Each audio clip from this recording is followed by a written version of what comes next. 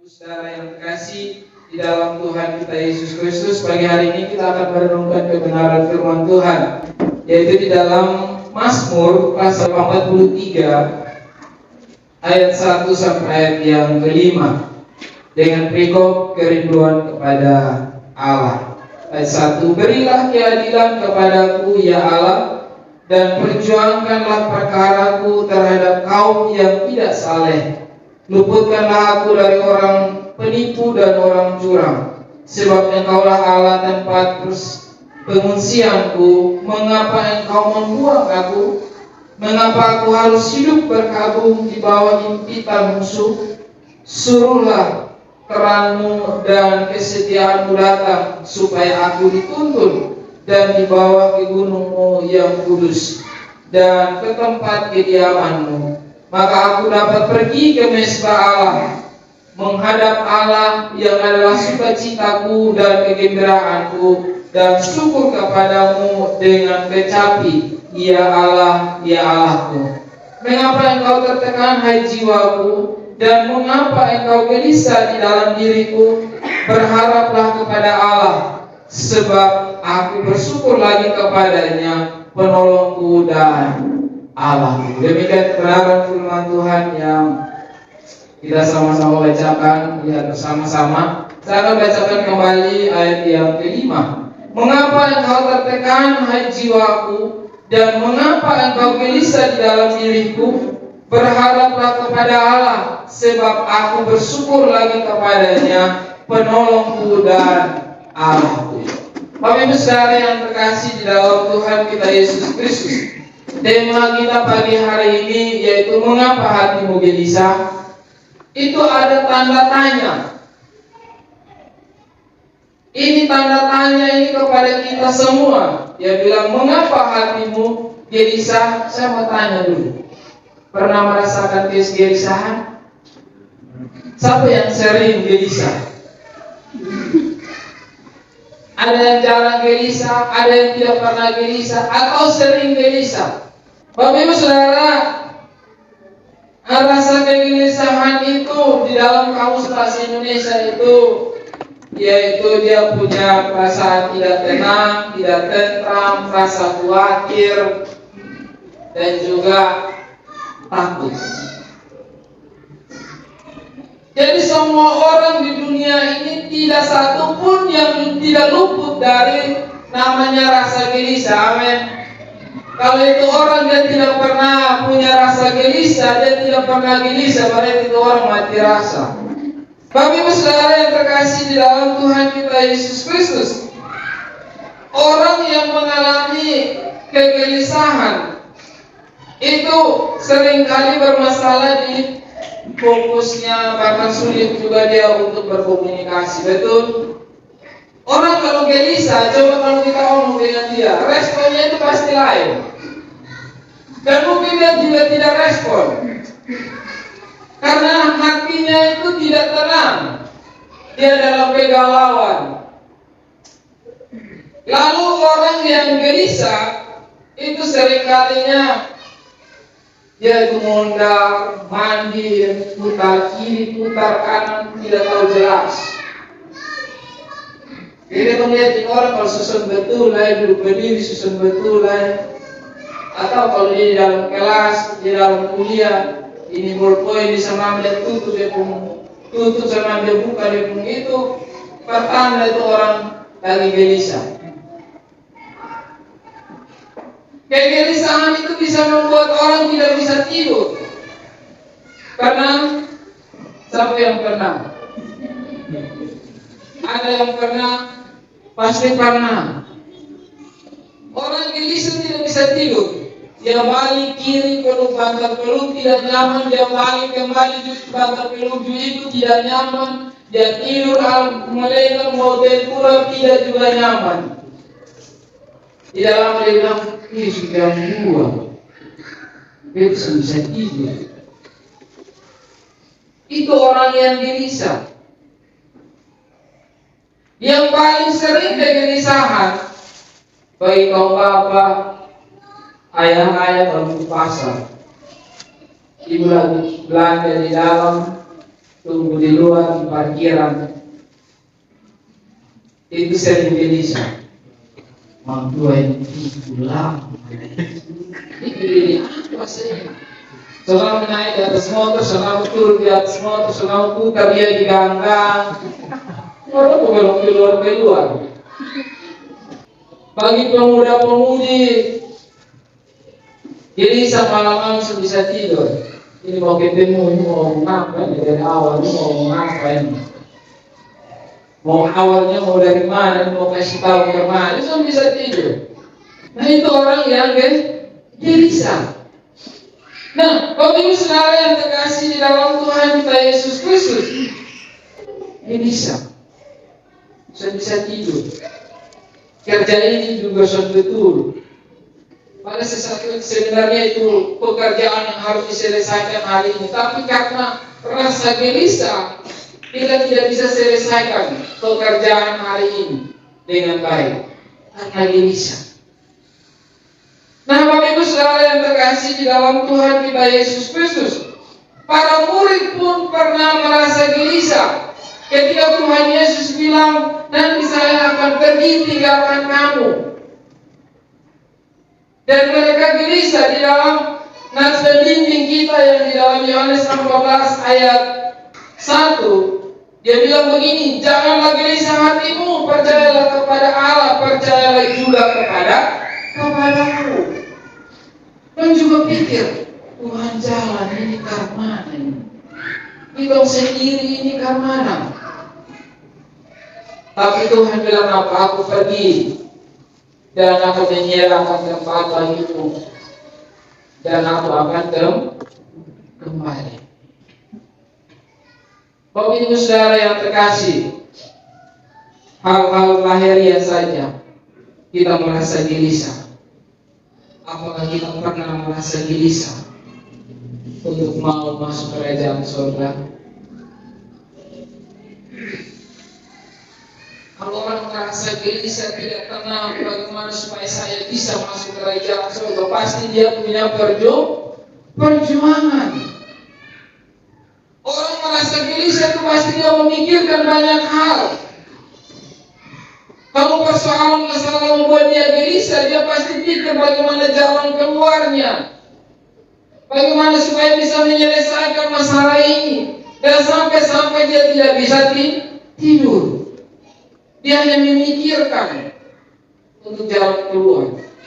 Sehingga Bapak Ibu Saudara yang terkasih di dalam Tuhan kita Yesus Kristus, kita juga harus memikirkan bagaimana saya bisa masuk dalam kerajaan surga. Bagaimana supaya saya bisa mendapatkan yang Tuhan janjikan, yaitu keselamatan yang kekal. Jadi kegelisahan kita untuk berjuang memperoleh sesuatu yang baik.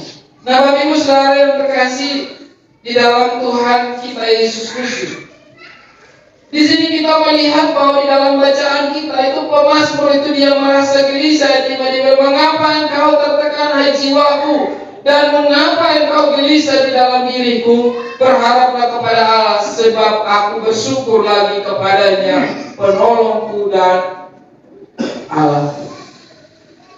Bapak Ibu Saudara, pemazmur ini gelisah karena banyak musuhnya. Banyak orang yang berkata kepadanya, bilang begini, ayat 4 di dalam pasal 42, dia bilang begini, air mataku menjadi makanan siang dan malam, karena sepanjang hari orang berkata kepadanya, di mana Allah? Pergumulannya belum dijawab Tuhan, persoalannya belum diberikan Tuhan jalan keluar. Dia tidak tenang, dia tidak tentram. Dan mereka katakan di mana Allah? Dia pikir, orang berkata demikian itu bagaimana? Apakah Tuhan sudah tinggalkan saya? Apakah Tuhan sudah tidak peduli dengan saya? Bahkan di dalam ayat yang ke-11 dari pasal 42, dia bilang begini, seperti tikaman maut ke dalam tulangku, lawanku mencela aku sambil berkata kepadaku sepanjang hari, di mana Allahmu? Ini yang dia pikirkan. Dia bilang, kalau Tuhan tidak tolong saya akan mengalami pencemooh. Pokoknya orang akan ngomong-ngomong terus begini. Mungkin seringkali juga kita alami. Ketika kita di dalam persoalan masalah, kita bilang, Tuhan, kalau Tuhan tidak tolong saya, bagaimana orang-orang yang tidak percaya kepada Tuhan? Apa kata mereka kepada saya? Jadi pemazmur ini dia gelisah.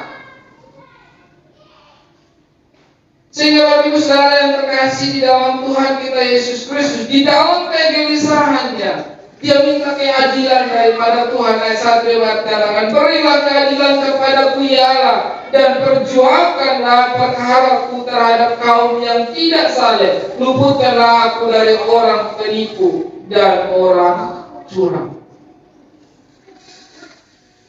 Ini seruan pemazmur. Dia minta keadilan daripada Tuhan. Sebab dia tahu, ayat 2 dia bilang, sebab engkaulah tempat Allah, tempat pengungsianku. Mengapa engkau membuang aku? Mengapa aku harus hidup berkabung di bawah impitan musuh? Dia tahu Tuhan itu adalah satu-satunya tempat pengungsian. Satu-satunya Tuhan itu adalah tempat harapannya. Dan hanya dia berseru kepada Tuhan. Sehingga Bapak Ibu Saudara yang terkasih di dalam Tuhan kita Yesus Kristus, bagaimana supaya kita bisa mengatasi kegelisahan kita?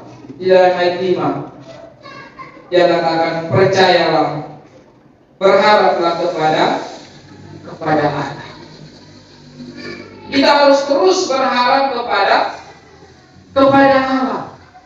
Harapan kita hanya kepada Allah, karena Dialah yang bisa menyelesaikan setiap persoalan masalah yang kita hadapi.